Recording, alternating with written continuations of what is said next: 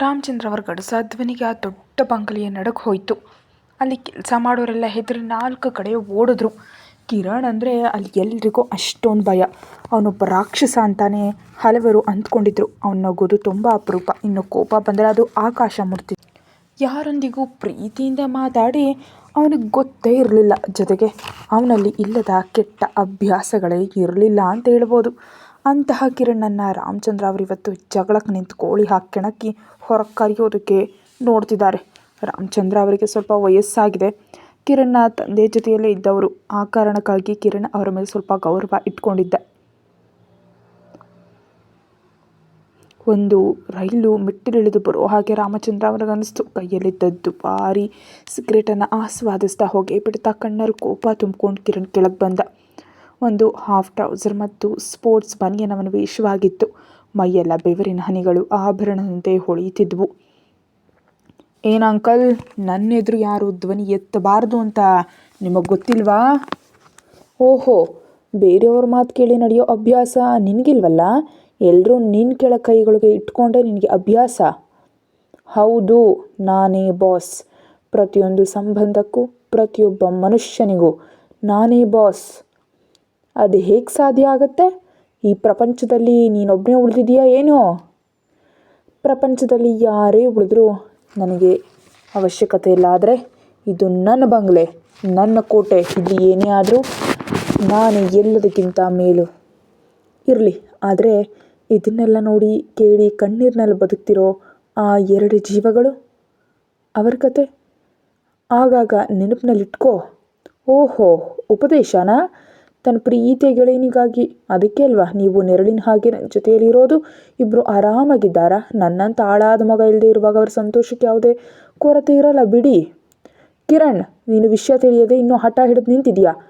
ಸಾಕಂಕಲ್, ಆ ವಿಷಯದ ಬಗ್ಗೆ ನನ್ನ ಹತ್ರ ಮಾತಾಡಬೇಡಿ ನೀವು. ಸರಿ, ನಾನೇನು ಹೇಳಲ್ಲ. ಆದರೆ ನೀನು ಒಂದು ವಿಷಯ ಕೇಳಬೇಕಾಗಿದೆ. ಹೇಳಿ, ಏನದು? ಈ ಹಾಳಾದ ಕಿರಣ್ ನಿಮಗಾಗಿ ಏನು ಮಾಡಬೇಕಿವಾಗ?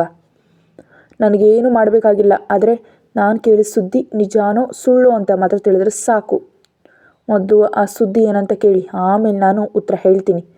ಸರಿ, ನಾನೊಂದು ಸುದ್ದಿ ಕೇಳಿದೆ. ನೀನು ಪವಿತ್ರಾಳನ್ನು ಕಿಡ್ನಾಪ್ ಮಾಡಿದೀಯಾ ಅಂತ. ಇದರಲ್ಲಿ ಏನಾದರೂ ನಿಜ ಇದೆಯಾ?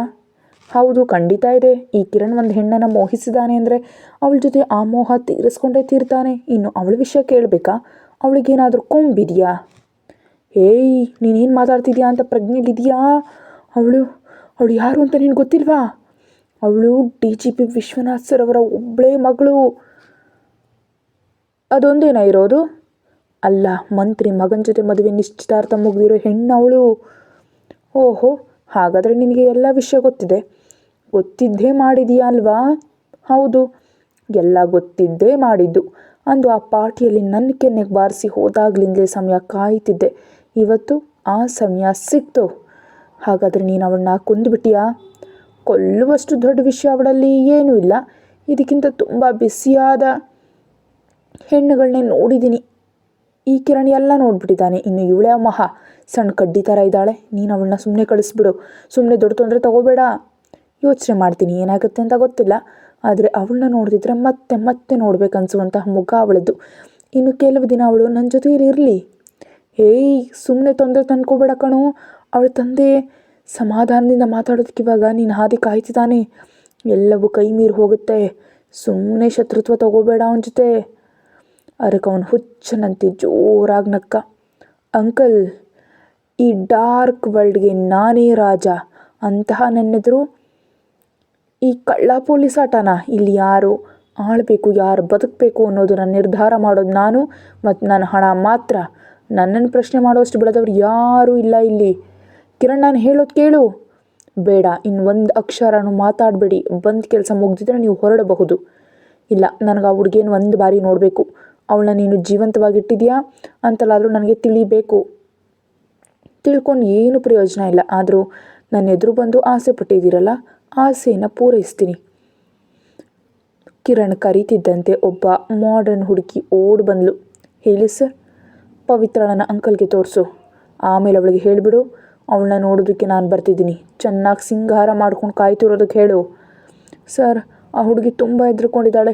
ತುಂಬ ಗಲಾಟೆ ಮಾಡ್ತಿದ್ದಾಳೆ. ಪರವಾಗಿಲ್ಲ, 2 ದಿನ ಕಳೆದ್ರೆ ಅವಳಿಗೂ ರೂಢಿ ಆಗಿಬಿಡುತ್ತೆ ಸರ್. ಆಮೇಲೆ ನಮ್ಮ ಹುಡುಗರು ರವಿ ಮತ್ತು ಉಳಿದವರೆಲ್ಲ ಅವಳನ್ನ ನೋಡೋದಕ್ಕೆ ಹೋಗಿದ್ರು. ಏನೋ ಯಾರನ್ನು ಕೇಳಿ ಹೋದರು? ಅವಳನ್ನ ನೋಡೋದಕ್ಕೆ ಯಾರು ಪರ್ಮಿಷನ್ ಕೊಟ್ಟಿದ್ದು? ಅವಳು ನೀನು ನೋಡು ವಸ್ತುನಾ? ಕಿರಣ್ ಜೋರಾಗಿ ಅರ್ಚಿದ್ದನ್ನು ನೋಡಿ ಸ್ನೇಹ ಎದುರಿ ಹಿಂದಕ್ಕೆ ಸರಿದ್ಲು. ಅವನು ಕೋಪದಿಂದ ತನ್ನ ಸೊಂಟದಲ್ಲಿದ್ದ ಗನ್ ತೆಗೆದು ಲೋಡ್ ಮಾಡ್ತಿದ್ದ. ಸರ್ ಸರ್ ಸರ್ ಪ್ಲೀಸ್ ನಾನೇನು ಮಾಡಿಬಿಡಿ, ಅವರವಳನ್ನ ಏನೂ ಮಾಡಿಲ್ಲ ಸರ್. ಹೊಸ್ದಾಗಿ ಬಂದ ಹುಡುಗಿ ಯಾರು ಅಂತ ನೋಡೋದಕ್ಕಷ್ಟೇ ಹೋಗಿದ್ದು. ಆದರೆ ಅವಳ ಮಾತುಗಳನ್ನ ಕಿರಣ್ ಸ್ವಲ್ಪನೂ ಗಮನಿಸಲಿಲ್ಲ. ಅವನು ಗನ್ ಪಾಯಿಂಟ್ ಸೆಟ್ ಮಾಡಿ ನೇರವಾಗಿ ಅವಳ ಕಡೆ ಗುರಿ ಇಟ್ಟ. ಸ್ನೇಹ, ನೀನು ದೊಡ್ಡ ತಪ್ಪು ಮಾಡಿದೆ. ಇಷ್ಟು ದಿನ ನನ್ನ ಜೊತೆಯಲ್ಲಿದ್ದರೂ ನಿನ್ನ ಬಾಸ್ನ ಬುದ್ಧಿ ನಿನಗೆ ಅರ್ಥ ಆಗಲಿಲ್ವಾ? 1, ನಾನು ಯಾವುದೇ ಹೆಣ್ಣನ್ನು ಬಲವಂತವಾಗಿ ಇಲ್ಲಿಗೆ ಕರ್ಕೊಂಡು ಬಂದಿಲ್ಲ. 2, ಅವಳು ಸಾಮಾನ್ಯವಾದ ಹೆಣ್ಣಲ್ಲ. 3, ಎಲ್ಲದಕ್ಕಿಂತ ಮುಖ್ಯವಾಗಿ ಅವಳು ಕಿರಣ್ ರಾಜ್ ತಾಳಿ ಕಟ್ಟಿದ ಹೆಂಡತಿ ಅಷ್ಟೇ ಹೊರತು ನಿಮ್ಮ ಕೈಯಲ್ಲಿ ಸಿಕ್ಕ ಆಟ ಆಡೋ ವಸ್ತು ಅಲ್ಲ. ಸರ್ ಸರ್ ಪ್ಲೀಸ್ ಒಂದೇ ಒಂದು ಬಾರಿ ಕ್ಷಮಿಸಿ. ನನಗೆ ಅವ್ರಿಗೆ ಬುದ್ಧಿ ಹೇಳೇ ಕಳಿಸಿದ್ದೆ. ಯಾವುದೇ ತಪ್ಪು ನಡೆಯೋದು ಹಾಗೆ ನೋಡ್ಕೊಂಡಿದ್ದೆ. ಆದರೂ ಕೋಪಗೊಂಡು ಅಲ್ಲಿದ್ದ ವಸ್ತುಗಳನ್ನೆಲ್ಲ ಒಡೆದು ಹಾಕಿದ್ಲು. ಆ ಸತ್ ಕೇಳಿ ಇವರೆಲ್ಲ ನೋಡೋದಕ್ಕೆ ಹೋದರು ಸರ್. ಇಲ್ಲ ಸ್ನೇಹ, ನನಗೊಂದು ತುಂಬ ಕೆಟ್ಟ ಸ್ವಭಾವ ಇದೆ. ಒಮ್ಮೆ ಲೋಡ್ ಮಾಡಿ ಪಾಯಿಂಟ್ ಸೆಟ್ ಮಾಡಿದಂಥ ಗನ್ನನ್ನು ಶೂಟ್ ಮಾಡದೆ ನಾನು ವಾಪಸ್ ಇಡಲ್ಲ. ಅವನ ಮಾತು ಮುಗಿಸೋ ಮುನ್ನವೇ ಅವಳ ಹಣೆಗೆ ನೇರವಾಗಿ ಶೂಟ್ ಮಾಡಿದ್ದ. ಒಂದು ಸಣ್ಣ ನಡುಕ, ಒಂದು ಕೆಮ್ಮು, ಕ್ಷಣಾರ್ಧದಲ್ಲಿ ಆ ಜೀವ ಹೋಯಿತು. ಅಲ್ಲಿವರೆಗೆ ಸುಮ್ಮನಿದ್ದ ರಾಮಚಂದ್ರ ಅವನ ಮುಖವನ್ನು ನೋಡಿದ್ರು. ಅಲ್ಲಿ ವಿಕೃತವಾದ ಕ್ರೂರತೆ ಇತ್ತು. ಆದರೂ ಅವರು ಧೈರ್ಯವಾಗಿ ಅವನೆದುರು ನಿಂತರು. ನೀನೇನು ಹೇಳಿದೆ? ನೀನು ತಾಲಿ ಕಟ್ಟಿದ ಹೆಂಡತಿನಾ? ಹೌದು. 18 ವರ್ಷ ತುಂಬಿದ ಹೆಣ್ಣನ್ನು 100 ಜನರ ಮುಂದೆ ಎತ್ಕೊಂಡು ಬರೋಷ್ಟು ದಡ್ಡ ನಾನಲ್ಲ ಅಂತ ನಿಮಗೆ ಗೊತ್ತಿಲ್ವಾ? ಹಾಗಾದರೆ ನೀನೇನು ಮಾಡಿದೆ? ತುಂಬ ಸರಳ. ಅವಳ ಗೆಳತಿ ತಲೆಗೆ ಗನ್ನಿಟ್ಟು ನೇರವಾಗಿ ರಿಜಿಸ್ಟರ್ ಬುಕ್ನಲ್ಲಿ ಸಹಿ ಮಾಡೋದಕ್ಕೆ ಕೇಳಿದೆ. ಪಾಪ ಹುಡುಗಿ ತುಂಬ ಎದುರು ಹೋದ್ಲು. ದೊಡ್ಡ ಡ್ರಾಮಾ ಏನು ಬೇಕಾಗಿಲ್ಲ. ಆಮೇಲೆ ಕಿರಣ್ ಕಡೆಯಿಂದ ಒಂದು ತಾಳಿಯನ್ನು ಕಟ್ಟಿ ಕರ್ಕೊಂಡು ಬಂದ್ಬಿಟ್ಟೆ. ಯಾತಕ್ಕಾಗಿ? ನಿನಗೆ ಅವಳ ಮೇಲೆ ಪ್ರೀತಿ ಇದೆಯಾ? ಹಾಗಿದ್ರೆ ನಮಗೆ ಸಂತೋಷವೇ. ಏನು ಪ್ರೀತಿನಾ? ಹೌದು, ಪ್ರೀತಿ ಎಲ್ಲ ಇದೆ. ಆದರೆ ಕೇವಲ ಕೆಲವು ಗಂಟೆಗಳ ಕಾಲ ಅವಳ ಜೊತೆ ಕಳೆಯೋದಕ್ಕಷ್ಟೇ. ಜೊತೆಗಿದು ಅವಳ ತಂದೆಗೆ ನಾನು ಕೊಡೋ ಪಾಠ. ಅವನ ಒಂದೇ ಒಂದು ನಿರ್ಲಕ್ಷ್ಯದಿಂದ ನನ್ನ 2 ಲೋಡ್ ಮಾಲ್ ಮಿಸ್ ಆಯಿತು. ಅದಕ್ಕೆ ನಿಜಕ್ಕೂ ಬಡ್ಡಿ ಸೇರಿಸಿ ರೂಪದಲ್ಲಿ ವಸೂಲಿ ಮಾಡಿದ್ದೀನಿ ಅಂದ್ಕೊಳ್ಳಿ. ನನಗೆ ಸಾಕಾದ್ಮೇಲೆ ಅವಳ ತಂದೆಗೆ ವಾಪಸ್ ಕಳಿಸ್ತೀನಿ. ಕಿರಣ್, ನೀನು ಗೆರೆ ದಾಡ್ತಿದ್ಯಾ? ನಿನ್ನ ಜೊತೆ ಇರೋ ಹೆಣ್ಣುಗಳ ಥರ ಅವಳೆಲ್ಲ ಅದನ್ನ ನೆನಪಿನಲ್ಲಿಟ್ಕೋ. ಯಾರೇ ಆಗಿದ್ರು ಹೆಣ್ಣು ತಾನೇ. ಹಾಗಾದರೆ ನನಗೆ ಬೇಕಾದ್ದು ಅವಳಲ್ಲಿ ಇದ್ದೇ ಇರುತ್ತೆ. ಏನೇ ಹೇಳಿದ್ರು ಈ ರಾಕ್ಷಸ ಕೇಳಲ್ಲ. ಕೃಷ್ಣ ಅಂತ ಮನಸ್ಸಿನಲ್ಲಿ ಪ್ರಾರ್ಥಿಸ್ತಾ ಆ ಹುಡುಗಿ ಸ್ಥಿತಿ ಏನಾಗಿದೆ ಅಂತ ತಿಳಿಯೋದಕ್ಕೆ ರಾಮಚಂದ್ರ ಅವರು ಮೌನವಾಗಿ ಕಿರಣ್ಣನ್ನು ಹಿಂಬಾಲಿಸಿದ್ರು. ರವಿ ಅಂತ ಕಿರಣ್ ಜೋರಾಗಿ ಕೂಗಿದ ತಕ್ಷಣ ಕೆಲವು ಹುಡುಗರು ಓಡು ಬಂದರು. ನೆಲ ಕ್ಲೀನ್ ಮಾಡಿ. ಆಗಲೇ ಅವರು ಸತ್ತು ಬಿದ್ದು ಸ್ನೇಹಾಳನ್ನು ನೋಡಿದ್ದು. ಅವಳು ಯಾಕೆ ಸತ್ತಿದ್ದಾಳೆ ಅಂತ ಕಿರಣ್ಣ ಕಣ್ಣಿನ ನೋಟದಲ್ಲೇ ರವಿಗೆ ಅರ್ಥ ಆಯಿತು. ಅದಕ್ಕೆ ಅವನ ತಲೆ ತಗ್ಗಿಸಿ ಅವಳಿಗಾಗಿ 2 ಹನಿ ಕಣ್ಣೀರು ಹಾಕ್ತಾ. ಕಿರಣ್ಣ ಹಿಂದೆ ರಾಮಚಂದ್ರ ಅವರು ಹೋಗ್ತಿರುವಾಗ ಅವರ ಮನಸ್ಸು ಭಾರವಾಗಿತ್ತು. ಇಷ್ಟೊಂದು ಹೆದರಿಸಿ ಆ ಹುಡುಗಿನ ಕರ್ಕೊಂಡು ಬಂದಿದ್ದಾನೆ ಅಂದರೆ ಇವನು ಅವಳಿಗೆ ತೊಂದರೆ ಕೊಟ್ಟೇ ಇರ್ತಾನೆ ಎಂಬ ಬಗ್ಗೆ ಅವರಿಗೆ ಯಾವುದೇ ಅನುಮಾನ ಇರಲಿಲ್ಲ. ಅದು ಆ ಬಂಗಲೆಯಲ್ಲೇ ಅತ್ಯಂತ ದುಬಾರಿ ಕೋಣೆಯಾಗಿತ್ತು. ಕಿರಣ್ ಆ ಕೋಣೆಯನ್ನು ಯಾರಿಗೂ ಕೊಡ್ತಿರಲಿಲ್ಲ. ಆ ಕೋಣೆಯನ್ನು ನೋಡಿ ಇಷ್ಟಪಟ್ಟೆ ಅವನು ವಿದೇಶಿ ಸಾಹೇಬರಿಂದ ಕೇಳಿದಷ್ಟು ಹಣ ಕೊಟ್ಟು ಈ ಬಂಗಲೆಯನ್ನು ಖರೀದಿಸಿದ್ದ.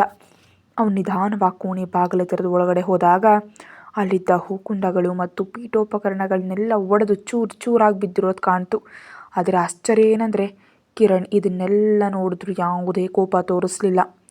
ನಿಧಾನವಾಗಿ ಕಣ್ಣುಗಳು ಅವಳನ್ನು ಹುಡುಕಿದಾಗ ಅವಳು ಮಂಚದ ಮೂಲೆಯಲ್ಲಿ ಮುದುಡ್ಕೊಂಡು ಕೂಡ್ತಿರೋದು ಅವನಿಗೆ ಕಾಣ್ತು.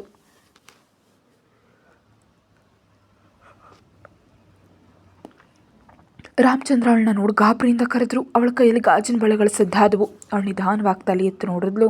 ಯಾವಾಗಲೂ ನಗು ಮತ್ತು ಐಶ್ವರ್ಯದಿಂದ ತುಂಬಿರ್ತಿದ್ದ ಆ ಮುಖ ಇವಾಗ ಹತ್ತು ಹೋಗಿತ್ತು. ಅವ್ರು ನಿಧಾನವಾಗಿ ಅವಳ ಹತ್ರ ಹೋದರು. ಅಸ್ತವ್ಯಸ್ತವಾಗಿ ಅಲೆಯಾಗಿ ಬಿದ್ದಿದ್ದು ಕೂದಲು ಅದೇ ಅವಳ ಅಂದವಾಗಿತ್ತು. ಅವಳ ಸೊಂಟದವರೆಗೆ ಹರಡಿದ್ದ ದಟ್ಟವಾದ ಕಪ್ಪು ಕೂದಲು, ಚಿನ್ನದಂಥ ಮೈಬಣ್ಣ, ಕಮಲದಂಥ ಕಣ್ಣು, ಮೂಗು, ಎತ್ತರವಾದ ಹಣೆ ಮತ್ತು ಕೆಂಪಾದ ತುಟಿಗಳು. ಇವಾಗ ಕೆನ್ನೆಗಳು ಬಾಡು ಹೋಗಿದ್ವು. ಅದರ ಮೇಲೆ ಗಟ್ಟಿಯಾಗಿ ಒಡೆದ ಬೆರಳಿನ ಗುರುತು ಸ್ಪಷ್ಟವಾಗಿ ಕಾಣಿಸ್ತಿದ್ವು. ಕಣ್ಣುಗಳತ್ತು ಉಬ್ಬಿದ್ವು. ತುಟಿಗಳ ಮೇಲೆ ರಕ್ತದ ಒಣಗಿದ ಕಲೆ ಇತ್ತು. ಅವಳು ತನ್ನ ಕಣ್ಣುಗಳಲ್ಲಿ ಉರಿತಿದ್ದ ಹಗೆತನದಿಂದ ಕಿರಣ್ ಕಡೆ ನೋಡಿದ್ಲು. ಅವನು ಒಂದು ಕುರ್ಚಿ ಮೇಲೆ ಕಾಲಿನ ಮೇಲೆ ಕಾಲು ಹಾಕ್ಕೊಂಡು ಸಿಗರೇಟ್ ಸೇದ್ತಾ ಕೂತಿದ್ದ. ಏಯ್, ಏನೋ ಇದು? ನೀನು ಆ ಹುಡುಗಿನ ಏನು ಮಾಡಿದೆ? ಏನು ಮಾಡಿದಿನ? ಒಬ್ಬ ಅಂಕಲ್ ಕೇಳುವಂಥ ಮಾತೇನ ಇದು? ನಾನು ಇವಾಗ ತಾನೇ ಪ್ರೀತಿ ಮಾಡೋದಕ್ಕೆ ಶುರು ಮಾಡಿದ್ದೀನಿ, ಅದಕ್ಕೆ ಹೀಗಿದ್ದಾಳೆ. ಇನ್ನು ಪೂರ್ತಿಯಾಗಿ ನೋಡಿದ ಮೇಲೆ ಏನಾಗ್ತಾಳೋ ಏನೋ. ಕಿರಣ್ ಬೇಡ, ಇದು ಬೆಂಕಿ ಆಟ. ಅವಳನ್ನ ವಾಪಸ್ ಒಪ್ಸೋದು ನೋಡು ನೀನು. ಅಂಕಲ್, ನನ್ನ ಕೈಯಿಂದ ಏನೂ ಮಾಡಿಸ್ದೆ ನೀವು ಇಲ್ಲಿಂದ ಹೊರಡೋದಕ್ಕೆ ನೋಡಿ. ಇವಳನ್ನ ನೋಡ್ತಿದ್ರೆ ನನಗೆ ಮತ್ತೆ ಪ್ರೀತಿ ಮಾಡಬೇಕನ್ನಿಸ್ತಿದೆ. ಹಾಗಾದರೆ ನೀವು ಹೊರಡಬಹುದಲ್ವಾ? ಒಂದು ವಿಕೃತ ನಗುವಿನೊಂದಿಗೆ ರಾಮಚಂದ್ರ ಅವರಿಗೆ ಹೊರಗೆ ಹೋಗುವಂತೆ ಕೈ ತೋರಿಸಿ ಬಾಗಿಲಿನ ಹತ್ರ ಹೋದ. ಅವರೇನು ಹೇಳೋದಕ್ಕೆ ಯತ್ನಿಸಿದ್ರು, ಆದರೆ ಕಿರಣ್ ಗೋಡೆಗೆ ತನ್ನ ಕೈಯಿಂದ ಜೋರಾಗಿ ಗುದ್ದಿದ. ಅದನ್ನು ನೋಡಿ ಹೆದರಿ ಬೇಗನೆ ಹೊರಗೆ ಹೋದರು. ತಕ್ಷಣ ಅವನು ದೊಡ್ಡ ಸದ್ದಿನೊಂದಿಗೆ ಬಾಗಿಲನ್ನ ಲಾಕ್ ಮಾಡ್ದ. ಅಲ್ಲಿವರೆಗೆ ಸುಮ್ಮನೆ ಕೂತಿದ್ದ ಪವಿತ್ರ ಕಿರಣ್ನ ನಡವಳಿಕೆಯನ್ನು ಕಂಡು ಹೆದರಿ ಮಂಚದಿಂದ ಕೆಳಗೆ ಜಿಗಿದ್ಲು. ಅವಳಿಗಿವಾಗ ಬೆಳಗ್ಗೆ ಕಾಲೇಜ್ನಲ್ಲಿ ನಡೆದ ವಿಷಯ ನೆನಪಿಗೆ ಬಂತು. ಹಳೆ ನೆನಪು. ಬೆಳಗ್ಗೆ ಲ್ಯಾವೆಂಡರ್ ಬಣ್ಣದ ಲಂಗಾದವಣಿ ಉಟ್ಟು ತನ್ನ ದಟ್ಟವಾದ ಕೂದಲನ್ನ ಬಿಡಿಸಿ ಮಳ್ಳೆ ಹೂ ಮುಡಿದು ಹೊಸದಾಗ ಅರಳಿದ ಹೂವಿನಂತೆ ಕಾಣ್ತಿದ್ದ ಪವಿತ್ರ ಹಣೆಯಲ್ಲಿ ಕೆಂಪು ಬೊಟ್ಟು, ಕಿವಿಯಲ್ಲಿ ದೊಡ್ಡ ಜುಮುಕಿ, ಕುತ್ತಿಗೆಗದ ಕೊಪ್ಪು ನೆಕ್ಲೆಸ್ ಧರಿಸಿ ಸುಂದರಿಯಾಗಿ ನಿಂತಿದ್ಲು. ಕೈಗಳಲ್ಲಿ ನೀರಿನ ಬಣ್ಣದ ಗಾಜಿನ ಬಳೆಗಳಿದ್ವು. ಅವಳು ಕೈಗಳನ್ನ ಚಲಿಸಿದಾಗಲೆಲ್ಲ ಅವು ಮಧುರವಾದ ಸದ್ದು ಮಾಡ್ತಿದ್ವು. ಪವಿತ್ರ ಇವಾಗ MBA ಓದ್ತಿದ್ದಾಳೆ. ಅವಳು ತನ್ನ ಗೆಳತಿ ಮತ್ತು ಅಣ್ಣನ ತಂಗಿಯಾದ ಅಮೂಲ್ಯಳಿಗೆ ಅಕ್ಕ ಆಯ್ತಿದ್ರು.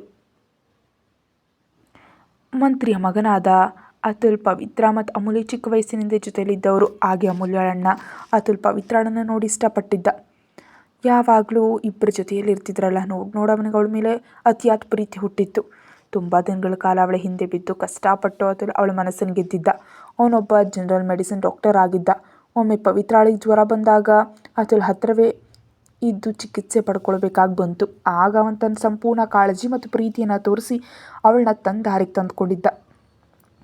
ಅದರ ನಂತರ ಪ್ರೀತಿ ಪ್ರೇಮ ಅಂತ ತಿರುಗಾಡೋದಕ್ಕೆ ಡಾಕ್ಟರ್ಗೆ ಸಮಯ ಇರಲಿಲ್ಲ. ಅದಕ್ಕೆ ನೇರವಾಗಿ ಅವಳ ಮನೆಗೆ ಹೋಗಿ ಮದುವೆ ಮಾತಾಡ್ದ.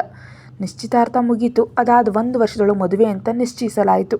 ಅದಕ್ಕಿಂತ ಮುಂಚೆ ಅಮೂಲ್ಯಳ ಮದುವೆಯನ್ನು ಮುಗಿಸ್ಬೇಕು ಅಂದ್ಕೊಂಡಿದ್ರು. ಆದರೆ ಅಮೂಲ್ಯಳಿಗೆ ಇವಾಗಲೇ ಮದುವೆ ಬೇಡ ಎಂಬ ಹಠ ಇತ್ತು. ಪವಿತ್ರ ಕೊನೆಯ ವರ್ಷದಲ್ಲಿದ್ದಾಗ ಈ ಘಟನೆಗಳೆಲ್ಲ ನಡೆದಿದ್ವು. ಅದಾದ ನಂತರ ಇಂಟರ್ನ್ಶಿಪ್ ಮಾಡೋದಕ್ಕೆ ಅವಳು ಹಲವು ಕಂಪ್ನಿಗಳ ಅರ್ಜಿ ಹಾಕಿದ್ಲು. ಆದರೆ ಅವಳನ್ನ ಮೊದಲು ಆಯ್ಕೆ ಮಾಡಿದ್ದು Kiran Raj group of companies. ಅಷ್ಟು ದೊಡ್ಡ ಲೀಡಿಂಗ್ ಕಂಪ್ನಿಯಲ್ಲಿ ಪ್ರಾಜೆಕ್ಟ್ ಮಾಡೋದಕ್ಕೆ ಅವಕಾಶ ಸಿಕ್ಕಿದ್ದಕ್ಕೆ ಅವಳಿಗೆ ತುಂಬ ಸಂತೋಷ ಆಗಿತ್ತು. ಆದರೆ ಮನೆಯಲ್ಲಿ ಹೇಳಿದಾಗ ಯಾರೂ ಸಪೋರ್ಟ್ ಮಾಡಲಿಲ್ಲ. ಅಲ್ಲಿಗೆ ಹೋಗೋದು ಬೇಡ, ಬೇರೆ ಎಲ್ಲಾದರೂ ಹೋಗು ಅಂದರು. ಕಾರಣ ಕೇಳಿದ್ದಕ್ಕೆ ಅದು ಹೆಣ್ಮಕ್ಳು ಕೆಲಸ ಮಾಡೋದಕ್ಕೆ ಯೋಗ್ಯವಾದ ಸ್ಥಳವಲ್ಲ ಅಂದರು. ಆದರೆ ಪವಿತ್ರ, ಹೆಣ್ಮಕ್ಳು ಎಲ್ಲಿದ್ದರೂ ಜಾಗರೂಕರಾಗಿರಬೇಕು, ಬಿಸ್ನೆಸ್ ಅಂದಮೇಲೆ ಇಂಥ ವದಂತಿಗಳು ಸಾಮಾನ್ಯ, ಬೇರೆಯವರ ಅಸೂಯಿಂದ ಹೀಗೆ ಹೇಳ್ತಿರ್ತಾರೆ ಅಂತ ಮನೆಯವ್ರ ಜೊತೆ ಯುದ್ಧ ಮಾಡಿ ಕೊನೆಗೆ ತನ್ನ ಹಠ ಸಾಧಿಸಿದ್ಲು. ಅಲ್ಲಿಗೆ 6 ತಿಂಗಳ ಪ್ರಾಜೆಕ್ಟ್ ಮಾಡಲು ಬಂದಳು. ಕೆಲಸಕ್ಕೆ ಸೇರಿ 1 ತಿಂಗಳಾದರೂ ಅವಳಿಗೆ ಕಿರಣ್ ಎಲ್ಲೂ ಕಾಣಿಸ್ತಿಲ್ಲ. ಆದರೆ ಯಾರೋ ಅವಳನ್ನ ಸದಾ ಹಿಂಬಾಲಿಸ್ತಿದ್ದಾರೆ ಎಂಬ ಭಾವನೆ ಕಾಡ್ತಿತ್ತು. ತಿರುಗಿ ನೋಡಿದ್ರೆ ಯಾರೂ ಇರ್ತಿರ್ಲಿಲ್ಲ. ಅಮೂಲ್ಯ ಹತ್ರ ಹೇಳಿದ್ರೆ ಅವಳು ನಂಬ್ತಾನೇ ಇರಲಿಲ್ಲ. ಯಾವಾಗಲೂ ಹೊತ್ತು ನನ್ನ ಯೋಚನೆಯಲ್ಲೇ ಇರೋದ್ರಿಂದ ನಿನಗೆ ಹಾಗೆ ಅನ್ನಿಸ್ತಿದೆ, ಬೇಗ ಮದುವೆ ಆದರೆ ಎಲ್ಲ ಸರಿ ಹೋಗುತ್ತೆ ಅಂತ ಚುಡಾಯಿಸ್ತಿದ್ಲು. ಅವಳ ಹಲ್ಲು ಉದುರಿಸ್ಬೇಕನ್ಸಿದ್ರು ಮದುವೆಗೆ ಮುಂಚೆಯೇ ನಾದಿನಿ ಜಗಳ ಬೇಡ ಅಂತ ಪವಿತ್ರ ಸುಮ್ಮನಾಗ್ತಿದ್ಲು. ಆದರೆ 1 ತಿಂಗಳ ನಂತರ ಒಂದು ದಿನ ಲಿಫ್ಟ್ ಹತ್ತಲು ಹೋದಾಗ ಕಿರಣ್ ಅಲ್ಲಿ ನಿಂತಿರೋದು ಕಾಣ್ತು. ಅಂದು ಆ ಅಮೂಲ್ಯ ಬಂದಿರಲಿಲ್ಲ. ಲಿಫ್ಟ್ ಒಳಗೆ ಕಿರಣ್ ಮತ್ತು ಪವಿತ್ರ ಇಬ್ಬರೇ ಇದ್ದರು. ಕಿರಣ್ ಒಳಗೆ ಹೋಗಿ ಲಿಫ್ಟ್ ಬಾಗಿಲು ಮುಚ್ಕೊಳ್ಳೋ ಅಷ್ಟರಲ್ಲಿ ಅವಳು ಓಡಿ ಬಂದು ಕೈ ಅಡ್ಡ ಇಟ್ಟು ಲಿಫ್ಟ್ ಸ್ಟಾಪ್ ಮಾಡಿ ಒಳಗಡೆ ಹೋದ್ಲು. ಒಳಗಡೆ ಕಿರಣ್ ಇರೋದು ನೋಡಿ ಅವಳು ಗಾಬರಿ ಆದ್ಲು. ಅವಳನ್ನ ಮೇಲಿಂದ ಕೆಳಗಿನವರೆಗೆ ಒಮ್ಮೆ ನೋಡಿ ತನ್ನ ಮೊಬೈಲ್ ನೋಡ್ತಾ ತಿರುಗಿ ನಿಂತ. ಅವಳಿಗೆ ಯಾಕೋ ಏನೋ ಗಾಬರಿ ಶುರುವಾಯಿತು. ಹೃದಯ ಜೋರಾಗಿ ಬಡ್ಕೊಳ್ಳೋದಕ್ಕೆ ಆರಂಭಿಸ್ತು. ಅವಳು ಪೂರ್ತಿಯಾಗಿ ಬೆವತ್ತು ಹೋದ್ಲು. ಅವಳಿಗೆ ಅತ್ಯಂತ ಮೇಲಿನ ಮಹಡಿ ಅಂದರೆ ಟಾಪ್ ಫ್ಲೋರ್ ಹೋಗಬೇಕಾಗಿತ್ತು. ಅವನತ್ತ ಕಡೆ ಹೋಗ್ತಿದ್ದ. ಅದಕ್ಕೆ ಮಧ್ಯದಲ್ಲಿ ಇಳಿದು ತಪ್ಪಿಸ್ಕೊಳ್ಳೋದಕ್ಕೆ ಸಾಧ್ಯ ಇರಲಿಲ್ಲ. ಆ ಸಮಯದಲ್ಲಿ ಅತುಲ್ ಅಣ್ಣನ ಫೋನ್ ಕಾಲ್ ಬಂದಿತ್ತು. ಅವಳಿಗೆ ದೊಡ್ಡ ಭರವಸೆ ತಂತು. ದಿನವೂ ಬೆಳಗ್ಗೆ ತಿಂದ್ಯಾ, ಏನು ಮಾಡ್ತಿದ್ಯಾ ಅಂತ ಕೇಳೋದಕ್ಕೆ ಅವನು ಫೋನ್ ಮಾಡ್ತಿದ್ದ. ಫೋನಲ್ಲಿ ಮಾತಾಡಿಸಿ ಮುಗಿಸಿ ಕಣ್ಣಿನ ಮೂಲೆಯಿಂದ ಕಿರಣ್ಣನ್ನು ನೋಡಿದಾಗ ಅವನ ಮುಖ ಕೋಪದಿಂದ ಕೆಂಪಾಗಿತ್ತು. ಹಣೆ ಮೇಲಿನ ನರಗಳು ಮಿಡಿತಿದ್ವು. ಮೊದಲು ಶಾಂತವಾಗಿದ್ದ ಅವನು ಇವಾಗ ಯಾಕೆ ಹೀಗಿದ್ದಾನೆ ಅಂತ ಅವಳಿಗೆ ಅರ್ಥ ಆಗಲಿಲ್ಲ. ಇವನೇನು ಉಸಿರು ಬಳ್ಳಿ ಅಪ್ಪ ಅಮ್ಮನ ಹುಡ್ತವನ, ಅಷ್ಟರಲ್ಲೇ ಮೂಡ್ ಚೇಂಜ್ ಮಾಡ್ಕೊಂಡ ಅಂತ ಅಂದ್ಕೊಂಡ್ಳು. ಅಷ್ಟರಲ್ಲಿ ಮಹಡಿ ಬಂತು. ಕಿರಣ್ ಲಿಫ್ಟ್ ಮತ್ತು ಫ್ಲೋರ್ ನಡುಗುವಂತೆ ಜೋರಾಗಿ ಹೆಜ್ಜೆ ಇಡ್ತಾ ಕೋಪದಿಂದ ಹೊರಗೆ ಹೋದ. ಅವಳಿಗೆ ಹೊರಗೆ ಬಂದಾಗ ಅಲ್ಲಿದ್ದವರೆಲ್ಲ ಅವಳನ್ನ ವಿಚಿತ್ರ ಪ್ರಾಣಿ ಅಂತ ನೋಡ್ತಿದ್ರು. ಆಮೇಲೆ ಜೊತೆಯಲ್ಲಿ ಕೆಲಸ ಮಾಡೋ ಹುಡುಗಿ ಕೇಳಿದ್ಲು, ಕಿರಣ್ ಸರ್ ಲಿಫ್ಟ್ನಲ್ಲಿ ಯಾರನ್ನೂ ಸೇರಿಸ್ಕೊಳ್ಳಲ್ಲ, ಅವ್ರು ಒಂಟಿಯಾಗಿ ಹೋಗ್ತಾರೆ ಅಂತ. ಇದನ್ನು ಕೇಳಿ ಅವಳಿಗೆ ಆಶ್ಚರ್ಯ ಆಯಿತು. ಅದಕ್ಕೆ ಅವನು ಕೋಪ ಮಾಡ್ಕೊಂಡಿದ್ದು ಅಂತ ತಿಳಿಯಿತು. ಆದರೂ ಅವಳು, ನಾನು ನನ್ನ ಅತುಲ್ನ ಪ್ರೀತಿಸ್ತಿದ್ದೀನಿ ಅಂತ ಸುಂದರನಾಗಿರೋ ನನ್ನ ಡಾಕ್ಟರ್ ಇರಬೇಕಾದ್ರೆ ನಾನು ಇವನ ಬಗ್ಗೆ ಯೋಚಿಸಬೇಕು ಅಂತ ಅಂದ್ಕೊಂಡ್ಳು. ಆ ನೆನಪೇ ಅವಳ ಕೆನ್ನೆಗಳನ್ನ ನಾಚಿಕೆಯಿಂದ ಕೆಂಪಾಗಿಸ್ತು. ಪಟ್ ಅಂತ ಅವಳ ಮೂಗಿಗೆ ಆ ಸುಗಂಧ ದ್ರವ್ಯದ ವಾಸನೆ ತಗಲ್ತು. ಅದು ಆ ಕಿರಣ್ ಬಳಸೋ ಪರ್ಫ್ಯೂಮ್ ವಾಸನೆ ಆಗಿತ್ತು. ಅವನೆಲ್ಲೂ ಕಾಣಿಸ್ತಿರ್ಲಿಲ್ಲ, ಆದರೆ ಆ ವಾಸನೆ ಅಲ್ಲೇ ಇತ್ತು. ಅದು ಮನುಷ್ಯನ ಒಳಗೆ ಮಾದಕತೆ ತುಂಬುವಂಥ ವಿಚಿತ್ರ ವಾಸನೆ.